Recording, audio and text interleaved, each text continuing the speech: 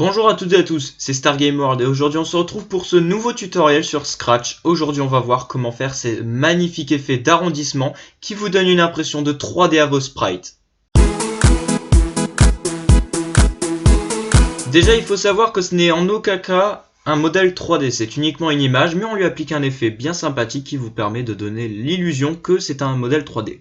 On ne se servira pas de ce programme, mais de celui-ci. Celui-ci, c'est celui qui gère de quelle façon il faut faire l'effet 3D. C'est un effet 3D d'arrondissement, donc le fisheye, qui est très utile et qui permet de faire, écoutez, des effets 3D à vos sprites. Donc, on va tout reprendre de zéro.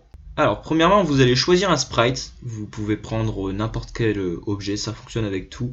On va prendre quelque chose qui se démarque bien avec un effet 3D, par exemple cet ours, il a l'air sympa. Donc, vous mettez ce sprite, vous allez pouvoir le convertir en bitmap si ce n'est pas fait. Voilà. Une fois qu'il est en bitmap, vous allez pouvoir prendre le stylo. Vous allez mettre la couleur en noir, ou du moins vous prenez la couleur qui est utilisée dans votre arrière-plan. Par exemple, si c'est une couleur bleue, vous allez prendre l'exacte même couleur bleue. C'est pour éviter qu'on puisse voir ce que vous allez faire. Moi, je mets une grosse taille comme ça, vous pouvez bien le voir. Donc, vous allez pouvoir mettre ici un point là. Vous allez pouvoir dupliquer cette image. Vous allez gommer ce point là. Voilà. Et vous allez mettre un point ici. Donc, c'est à peu près bon. Vous retournez sur le code. Vous allez faire, bon moi je vais mettre le drapeau et cliquer, mais ça dépend de votre circonstance que vous voulez. Vous mettez répéter indéfinitivement. Si plus grand que, vous allez placer l'abscisse X, donc l'abscisse X du sprite.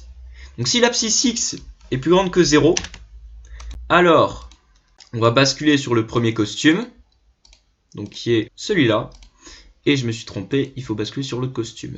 Voilà. Donc si l'abscisse X est plus grand que 0, vous faites en sorte que votre costume bascule, enfin votre sprite bascule sur le costume où le point est à droite. Vous allez faire mettre l'effet, vous allez modifier couleur en œil de poisson, vous allez prendre l'opérateur divisé et l'opérateur fois. Vous allez reprendre une variable abscisse X, vous allez l'abscisse X, vous allez la diviser par un nombre. En gros, plus vous augmentez ce nombre, plus l'effet de 3D sera petit. Donc par exemple, si vous mettez 4, c'est un très bon effet, mais si vous mettez 10, il ne sera pas beaucoup remarquable. Donc moi pour la vidéo, je vais le mettre à 4. Plus vous le réduisez, plus il va être fort l'effet. Ensuite, vous le placez dans fois, et vous allez le multiplier par 1. Donc là, vous mettez ceci dans l'œil de poisson. On va exceptionnellement cacher ce sprite. Ensuite, vous allez dupliquer ce programme, vous allez retirer l'opérateur, le remplacer par un plus petit que. Si l'abscisse X est plus petit que 0, donc c'est-à-dire que l'abscisse X est négative, alors vous basculez sur l'autre costume dont le point est à gauche, vous modifiez simplement ici -1. Et là, votre programme est terminé. Donc, on lance le programme, et effectivement, comme vous voyez, il y a un effet d'arrondissement. Et vous avez une impression de 3D sur l'ours tout simplement. Si vous regardez bien, vous avez l'impression que l'ours en fait il fait une spirale quoi.